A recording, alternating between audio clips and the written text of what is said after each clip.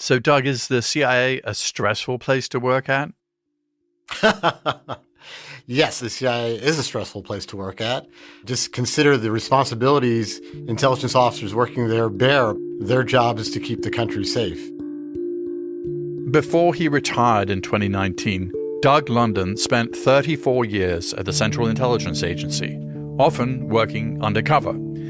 A big part of his job was recruiting foreign agents, getting people to agree to betray their own countries or organizations by providing intelligence that would benefit the U.S. You're collecting souls, but you can't collect souls without giving up a piece of your own. And that doesn't go away, and that kind of adds up over time. So that's absolutely a stress. Those missions to collect souls took him all over the world, where he was often far away from friends and family. At one point, he served as the chief of station in a South Asian city that at the time was considered one of the most dangerous in the world. He moved around constantly, frequently changing apartments so Al-Qaeda wouldn't discover him.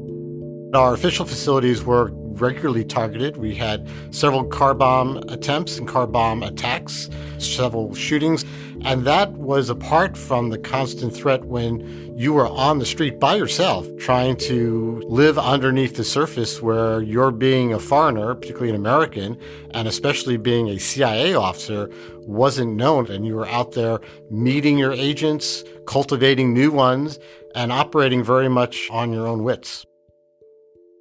Doug, I know you, so you're delivering this all in a very even tone. But for most people, going to work and having your workplace attacked by car bombs, people shooting at you, and Al-Qaeda kind of owning the turf around you, that surely must have been pretty stressful. Well, it's disconcerting. We all knew what we had signed up for. It was considered the most hazardous place you could work for the CIA. And despite all that, people normalize their environments. And I find that you have to. And that kind of normalization can actually be a problem because the kind of job Doug did exposes a person to a lot of violence and trauma, whether that's out in the field, in a war zone, or in the office, where CIA analysts work on cases involving horrific human rights abuses and often end up watching hours of extremely graphic violence, things like suicide bombings and beheadings. It's a job where you might witness some of the worst things about humanity, a job that requires you to collect and help protect America's secrets, while often keeping that secret from the people you're closest to.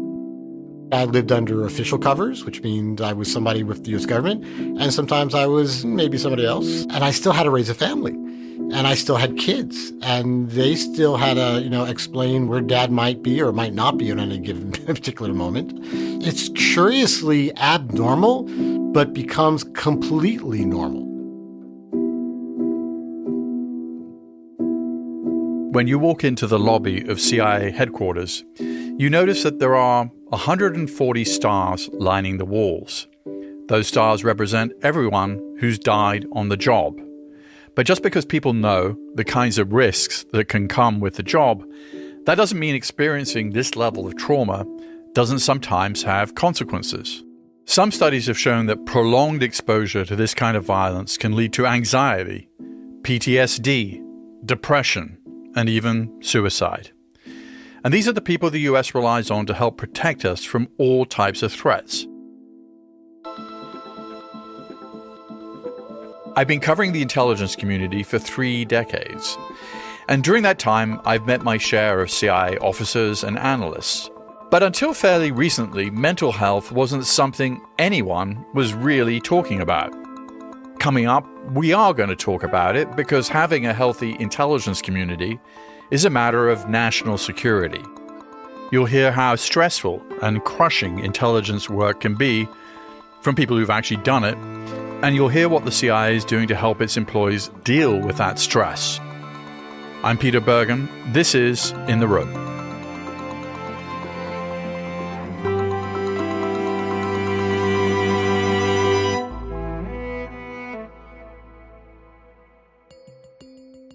The very first Americans who arrived in Afghanistan after the 9/11 attacks weren't US soldiers, they were CIA officers. President George W. Bush ordered the CIA to launch operations to collect intelligence to help shape the battle against al-Qaeda. Intelligence gathering and military operations became intertwined in a new way.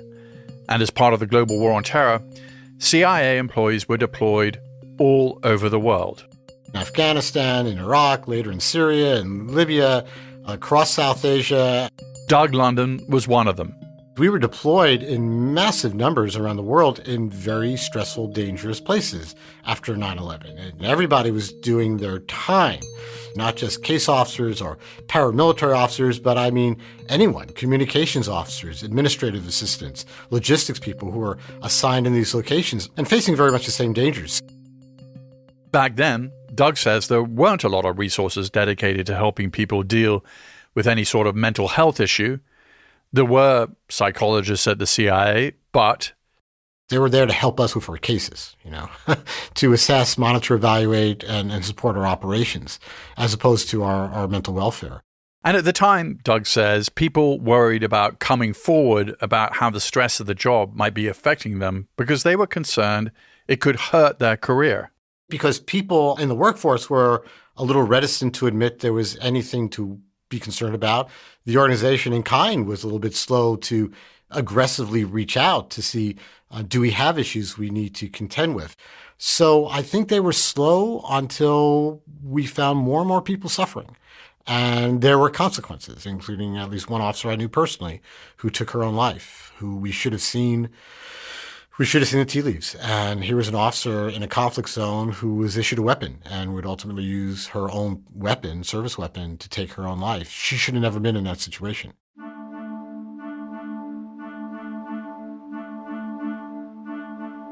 And it wasn't just people out in the battlefield who were affected by the intelligence work involved in the global war on terror.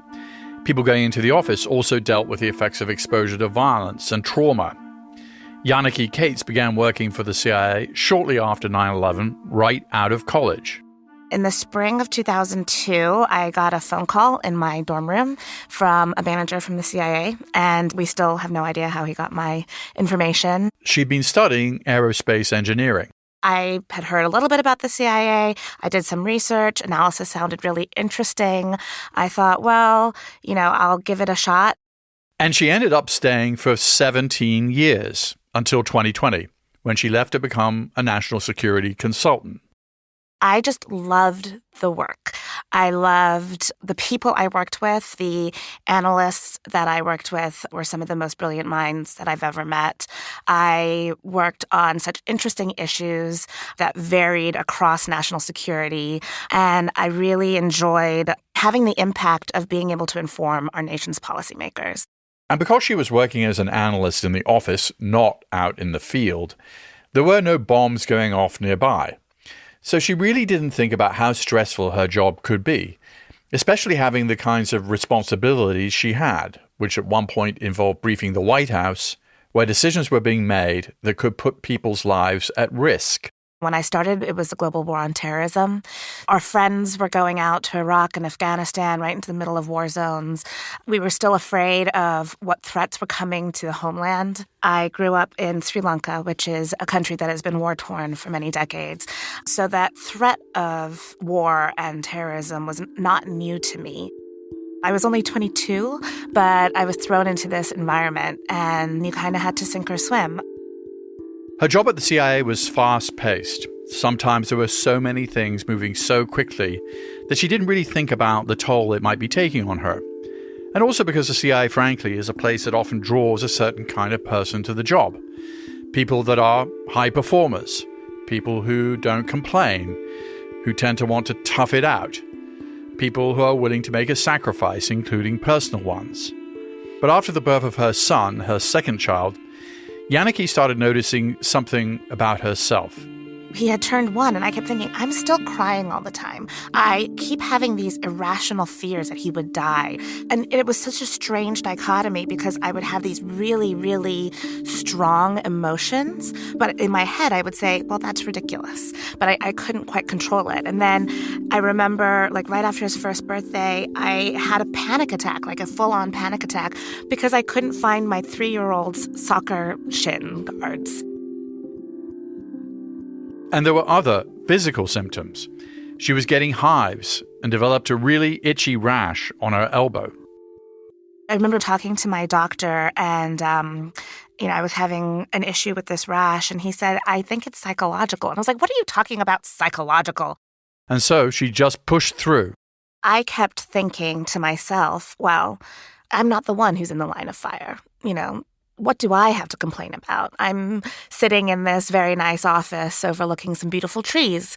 I'm not constantly afraid of IEDs or worried about how I'm going to get home tonight. But the way that I was handling my stress was not conducive to my mental health. But she was very hesitant to admit that she needed help or to seek it out. The job that I was in, I was dealing with human rights violations and dealing with images and reports of destruction, and people were starving and dying. You are trained at the agency to deal with stress. Everybody with national security has to deal with stressful situations. And I just kept working and working and working, thinking the harder that I work, the more impact I can have. And so if I kept focusing on that one part, and then I came home and I just focused on getting my kids fed into bed, I didn't have to think about my emotions. And there were other reasons. For one, she says there weren't a lot of women of color at the CIA. And there were even fewer women of color in any sort of senior position. And I didn't want anything else that was going to make me different. I already walked into a room and I could always feel the eyes on me. Oh, you're different.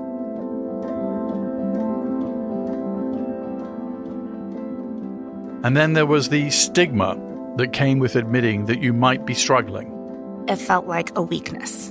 It felt like these are everyday things that you are flipping out over. If you're flipping out over that, how can we trust you with national security issues? How can we trust that you're making sound analytic judgments that you're providing to our policymakers? We're a spy service, right? And we take pride in, pounding our chest and saying, oh, we're here to take risk and all that stuff. And that's true. But that comes with some unfortunate baggage. That comes with a reluctance to admit vulnerability. Case officers like myself, we're supposed to be predators.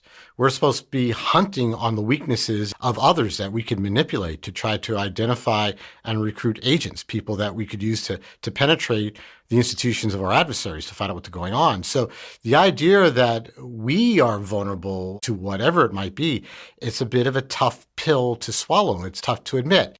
And it wasn't just the stigma, this fear of appearing weak that Jannicke and Doug both describe. Until fairly recently, they say a lot of people working at the CIA weren't even aware they had mental health issues or that they needed to pay attention to the signs that anything might be wrong. Doug says he never had any issues with stress or anxiety when he was out in the field. It's what would happen when he came home and had some downtime. As I look back years later, I manifested it more when I was home on breaks. You'd get to come home for a couple of weeks and see your family and decompress. And I was, among other things, driving like a complete fool. It was really excessive, sort of a bit of road rage. And I was really quick to explode at any little thing, just very short fused. And I didn't think about it. I just didn't focus on it. I wasn't trying to be a martyr or oh, I'm so tough. I didn't realize it was happening until much later on. Like this one time when his team had a really close call. But luckily the car bomb that was supposed to kill them didn't blow up. But back when it happened, Doug didn't acknowledge how exposure to this kind of thing could have affected him. I brought them together. I remember we bought Chinese food, comfort food, just kind of sat around and talked. But I never really thought of it for myself. That's part of maybe my generation and the agency in which I grew up in. I just didn't recognize that these were symptoms, that I was exhibiting symptoms of what, somebody may call PTSD. And Doug thinks the CIA could have been much more proactive and done a much better job educating its staff about how to recognize the signs that they might need to get help. Lots of people were coming home from really difficult, stressful assignments, not just in the war zones. I mean, if you're in Moscow, the pressure of living that life, or Beijing, that's super stressful, and not just on you, but on your entire family. And I think the agency could have done more to communicate with the workforce and go, okay, these are things you should be looking out for. And if you find, you've got a shorter temper, or you're more irritable, or your kids are complaining that you're this or you're that, you may want to talk to somebody about it. The agency was slow in doing that until we found more and more people suffering. When you were working at the agency and you saw a colleague struggling, what did you personally do? How did you react to that? So my answer, I don't know if it's going to be satisfying. When we see an anomaly, our first concern is, counterintelligence. There's something wrong. Every year, because I do some consulting for the U.S. government still, I have to take, insider threat training. And basically it's telling you, if you see somebody going through problems, report it, because, it could be a counterintelligence problem. And I'm not saying that's wrong, but there has to be sort of a balanced approach to, okay, what's going on here? And is this somebody struggling who needs help? Well, that is a fascinating point, which I had not considered, which is, okay, a colleague is exhibiting unusual behaviors. It's an anomaly. In a normal workplace, let's posit CIA is not a typical workplace. In a regular workplace, you'd say, this person X is behaving weirdly. For some reason or other, you probably put it down to, okay, maybe it's a family problem, the stresses of the job. But in a CIA context, your first instinct might be, well, is somebody being recruited, or is somebody susceptible to being recruited, and therefore should be reported in that context? Yeah, I never said it was normal or healthy. That's for absolutely sure. But that's your gut instinct, because we hold secrets. Anyone who works for the CIA has secrets. In any job, people who are in the CIA have secrets that could kill people. So our rivals, who don't shy away from coercive approaches, who aren't afraid, in fact, prefer blackmail because it gives them a sense of greater control. The Russians do it, the Chinese do it, the Iranians do it. So that's why we go through polygraphs every 3 to 5 years, and we have security investigations. Do we have vulnerabilities that could be manipulated? And if somebody's going through a difficult divorce, if somebody's in debt, if somebody has a substance abuse problem, if somebody's depressed, clinically speaking, that could present a vulnerability that a hostile service could manipulate. So yeah, it's generally the default to go, something's wrong here. Is there a danger work-wise, operationally? And ideally, at the same time, it's, how can we help Sam or Jane? As opposed to, we better keep an eye on Sam or Jane. This could seem like a pretty tough problem to overcome for an organization that is built around secrecy. But the CIA is making changes. CIA Director William Burns has recognized that well-being matters and has publicly acknowledged that the CIA needs to do more. A few weeks ago, I was briefed by a very impressive officer who was on his very first overseas assignment. He had just completed a successful operation in temperatures that got as low as 35 degrees below zero. Apparently, this was a new record for CIA's coldest operation. The story speaks to the lengths to which CIA officers will go when you put a mission in front of them. What we owe to them, what I owe to them, are the resources and support they need to take care of themselves and their families. That's why we aim to double the number of medical practitioners overseas and combat the stigma attached to making use of mental health resources. And this priority has gone all the way to the top. President Joe Biden has said this is a question of national security. Your work can be incredibly demanding. For the last 20 years, we've asked you to keep a relentless pace, serving in the face of physical dangers, daunting challenges.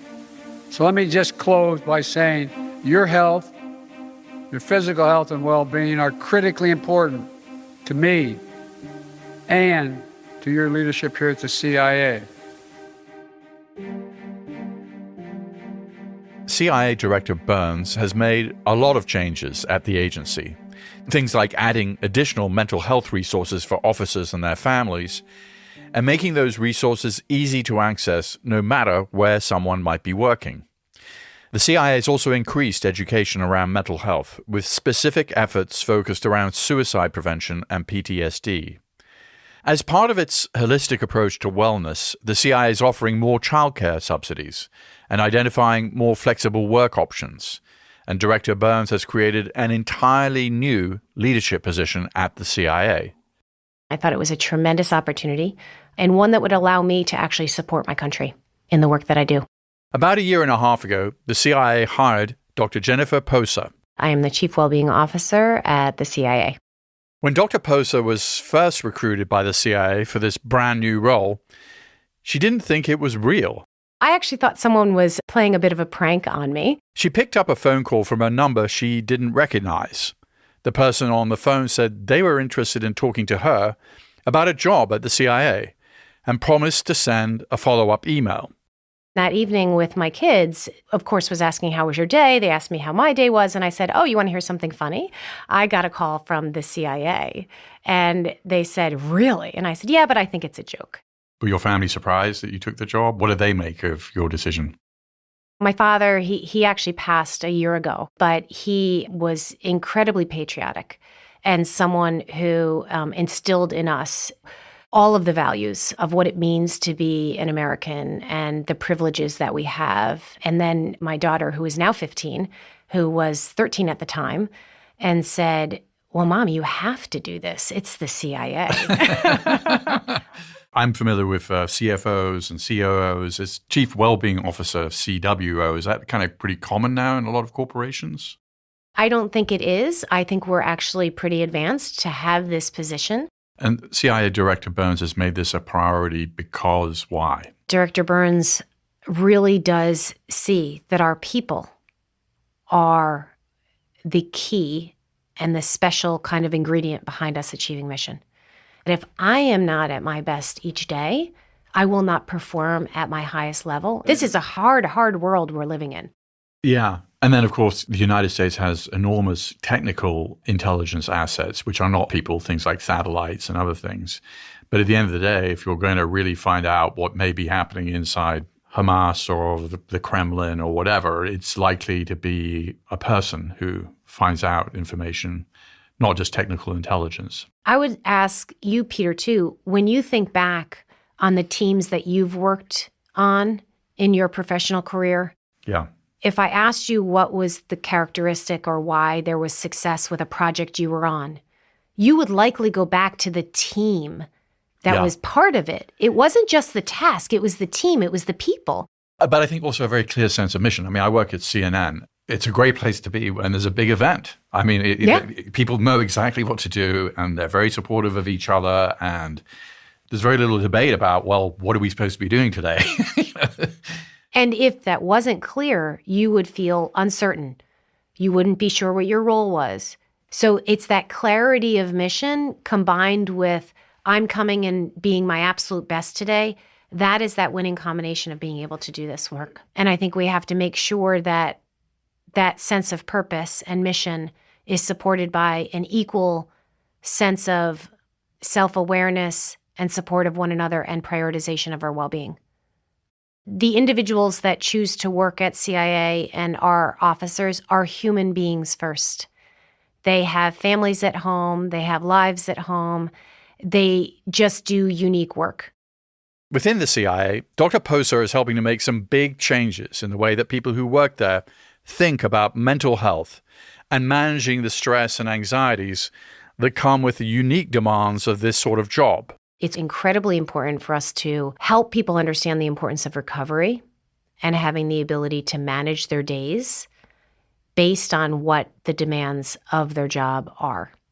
So for us, what we do from a well-being perspective is we have a number of trainings and education opportunities so that we could help them understand kind of the science of recovery and the science of resilience.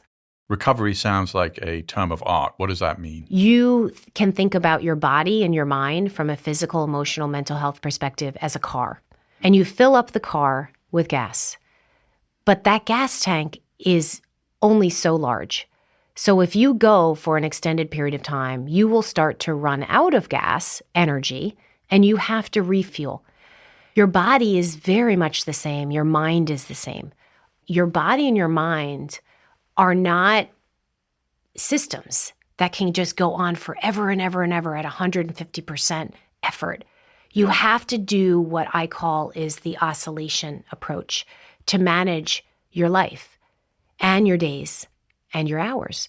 Regardless of the role that you play at the agency, it is absolutely imperative to safeguard your health and well-being, where you yourself are learning those self-awareness strategies to say, if I start to feel that my heart rate is going up, if I start to feel anxious or impatient, I might need to take a break and actually recover or build something else into my schedule to enable me to recover in a way that is effective. She makes sure to explain the science behind these strategies she's teaching, because it can be hard to convince people at the CIA to take a break. High performers, especially our analysts, right, appreciate that level of detail and scientific backing. You're bringing the science to ensure people don't assume that you're just kind of making something up or suggesting something soft, because high performers don't actually want to rest, right? They want to keep on going and going and going. And so you're teaching your officers and analysts to use this technique. I mean, I'll give you an example where obviously, so 9/11 happened. You have an emergency, you have to deal with it. When you talk to your employees about this, I mean, do they recognize that you use this term oscillation, that, they're going to be more effective even in an emergency if they take a night off once every week or whatever it is? So I would answer that in two ways. Yeah. First is to be prepared and ready. You need to be practicing these things before the crisis happens. That's really important. So we're teaching a lot of these things way ahead so that we are ready. And then the second piece of it is when you're a high-performing organization like we are, you are setting yourselves up so that when an unexpected crisis comes, you have high adaptability to the situation where you say, we might need to surge here to ensure that Peter doesn't have to do 24/7s for 7 days in a row. You come in with the backup and make sure that you reinforced with additional support. And another piece of that wellness includes a brand new 40,000 square foot gym called Langley Fieldhouse. It took more than 2 decades for the CIA to finally get a modern gym. It's all accessible to accommodate staff who might have gotten injured on the job. There are all kinds of wellness classes, things like yoga. But at the CIA, which Dr. Poser says is a pretty competitive place, there's another class that is very popular: extreme hip-hop. A few weeks ago, I went to the field house and I wanted to try a new class. And there was a choice at the time that I went of a yoga class or an extreme hip-hop class. And I said, I'm going to go to the extreme hip-hop and see what that's like. And Peter, I was probably the worst student in the class, no doubt. But it's the sense of community that I felt when I was there. Because I was a new person in the class, they stopped the class 3 or 4 times to make sure that I understood the steps, that I felt comfortable.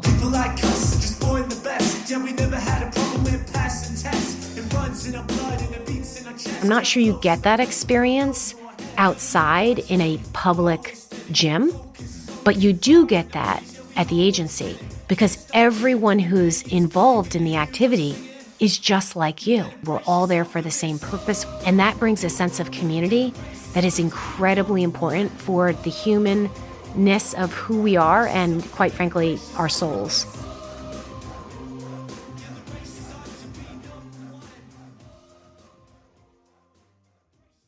And Doug London, who spent more than 3 decades at the CIA and still consults for the U.S. intelligence community, is watching all these new initiatives.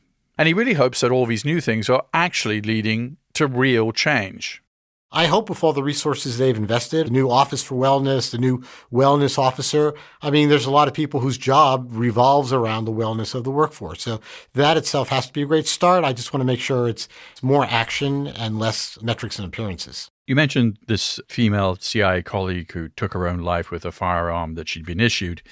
Was there a kind of inflection point where the CIA said, look, we've got a problem here with people being very stressed out, potentially committing suicide if their problems are unaddressed? Was there a particular moment in time, or was this sort of a gradual realization?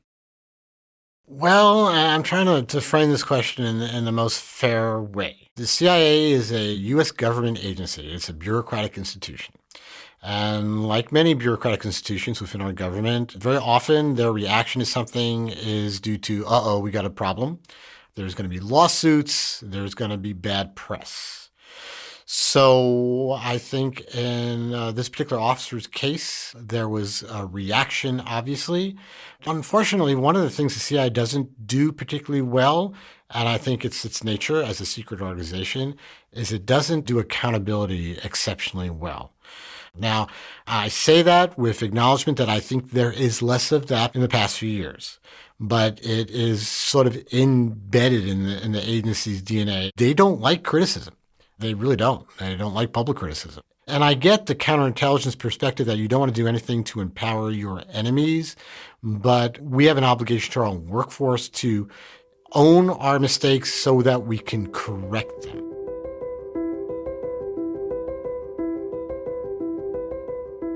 Dr. Poser works closely with Dr. Victoria Hoyles. She's a clinical psychologist and the director of the Center for Global Health Services at the CIA.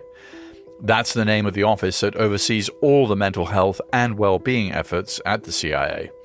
Dr. Hoyles joined the agency nearly 24 years ago. The mission is to protect national security, and as a clinical psychologist, it represented a really unique way to practice and to apply my expertise. She's someone who knows the CIA's history and how it's handled mental health. So we asked her to respond to some of the things Doug and Yannicki said they'd experienced. Dr. Hoyle says while some psychologists join the CIA to help with operations, the majority of psychologists who work at the CIA have always been dedicated to taking care of the people who work there. And she was quick to point out that the CIA has offered free, confidential counseling for decades. As we were in war zones longer and we had more of our officers serving in those types of environments, we certainly became focused on providing support to officers kind of at all cycles of deployment. There are resources they can tap into before they go, when they're out there, and then when they're coming back. And these days they have psychologists who are embedded with teams across the agency. And I think having psychologists who are part of the team, it helps people feel more comfortable approaching them. Dr. Hoyle says her team works hard to get the message out that coming forward and seeking help isn't just okay, it's encouraged. The trends within CIA are similar to the outside community, but then certainly we have a unique mission and we ask our officers and their family members to do hard things. What matters isn't a person's diagnosis, it's whether they've sought treatment and have their condition under control. And that includes concerns about counterintelligence. Thinking about it from a counterintelligence perspective is something that we do talk with officers about. We do understand that if there's a condition that affects somebody's judgment or affects somebody's reliability, that can be a counterintelligence risk. And so our goal is to intervene kind of early and often to mitigate the risk of an untreated mental health issue. Sometimes, Dr. Hoyle says, no matter how good someone might be at their job, people still get hurt or even die on their watch. And that can affect someone's mental health. When an asset's cover is blown or someone being detained or killed. And certainly I think, as, leaving Afghanistan, and we worked, really closely with some of our partners there. Our psychologists, our psychiatrists are knowledgeable about this area and how to help folks and how to support people who have had these experiences. One of those 140 stars that line the walls of the CIA lobby that I mentioned earlier honors the officer who died by suicide in 2013. When that star went up, it generated some controversy because the wall is dedicated to people whose death is of an inspirational or heroic character. Dr. Hoyle said she couldn't comment on any specific case due to privacy concerns, but the agency takes suicide prevention very seriously. Our hearts go out to any family who faces the aftermath of a loved one dying by suicide. Nobody should have to suffer alone. And it's exactly what our mental health providers are there for and why we will go anywhere in the world to support our colleagues. I think folks understand, maybe more than they did decades ago, the importance of well-being, the importance of paying attention to someone's whole person, and that includes their family as well. Yannicki Cates did eventually reach out for help. I knew that the agency had therapists, psychologists on staff to help our employees and their families. I was a little afraid of going myself, but I finally just took that jump. And so I went and met with a psychologist within the agency first, which was kind of a safe environment. He had a clearance. I could talk to him about what was going on at home, going on at work. And then he was able to refer me to an outside doctor who I had to be a bit more careful about what I said. But really at that point, what I was talking about was my interactions with people or the stresses that I was feeling. And it didn't have to do with the specifics of the national security issues I was working on at the time. And she's hoping that more and more people at the CIA will seek help the way that she did. We had a psychologist on staff in that particular office because of the stressful work that we were doing. I was concerned at how few people were going in to see him, even though he was sitting there right there in our spaces. I know Director Burns named a chief wellness officer, which I think is a huge step. She was named after I left, but with friends that I've spoken to that are still in, they see a remarkable change, and people are given time off during the day to go work out and take care of themselves. They've doubled how many people can receive childcare. That was a huge thing. If we want to have a strong workforce, we have to take care of the people that make up that workforce. And I think that message is starting to permeate. It's why she's come out so publicly about her own experience, because she wants people to know that talking about her mental health struggles didn't wreck her career. I went through it. I got the help. People now know that I got the help, and I still had a flourishing career. And still I'm doing amazing things. I wanted to get out there and say, you know what? You can ask for help. It's going to be okay. I don't think that some of the women that came before me felt like they had the support or ability to do that. And I think the agency is changing. I think that we are going in a more positive direction, and I wanted to be part of that change. I asked Dr. Poser whether there ever been a stigma in the past about having a mental health issue at the CIA and whether that's become a non-issue today. I would never say it's a non-issue. I think we continue globally to have stigma around mental health. I do think it's generational as well. I had a conversation about a month ago with an officer, and I was delighted to hear him say, I would love and welcome having an opportunity to talk with my therapist once a month. You would never hear that from my generation when we started in our 20s working in the field. So that delights me when I hear those comments. But I do definitely feel as though there's still concern, about my medical clearance. Is that going to be a concern? But, the way that... What meaning what? Well, would it impact my ability to, do the work that I want to do if I had any type of mental health condition? Because it might affect your clearance. Sure. Yeah. And I think there is, in all honesty, still discussions around that. But I will tell you that we have done a tremendous job educating and making sure people understand that openly reaching out for support, if support is needed, is actually a sign of reliability, of being incredibly smart and self-aware. And seeking support is a good thing.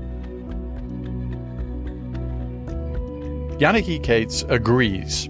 Taking care of the mental health of the CIA isn't just about doing what's right for the people who work there, and it isn't a sign of weakness or being soft. It's quite the opposite. Ultimately, it will make the United States safer.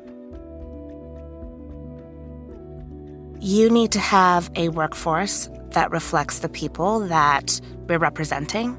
And we need to have diverse perspectives. And we need a strong workforce of sound mind that can provide analysis to our nation's policymakers. We are dealing with misinformation, divergent information all the time, and we need people who trust their own instincts to be able to make some of these calls. I think it's 100% an issue of national security.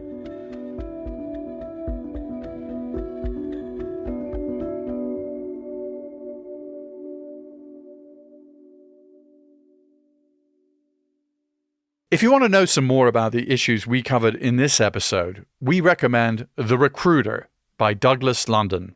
It's available on Audible.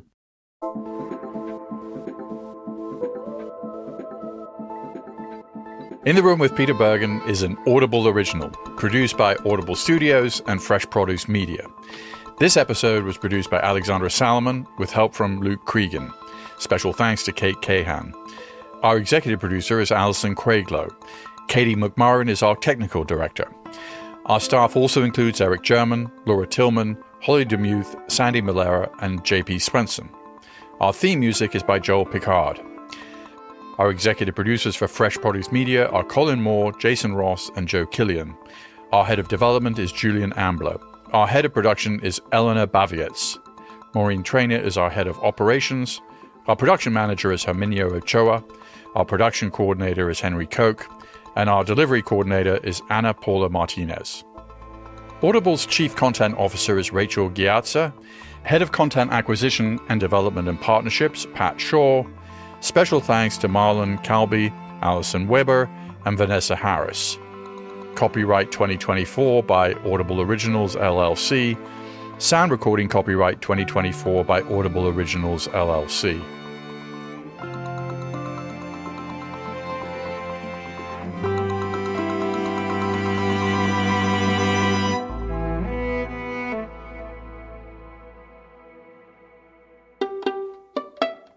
Can I take advantage of the fact that you're one of the world's leading experts on this?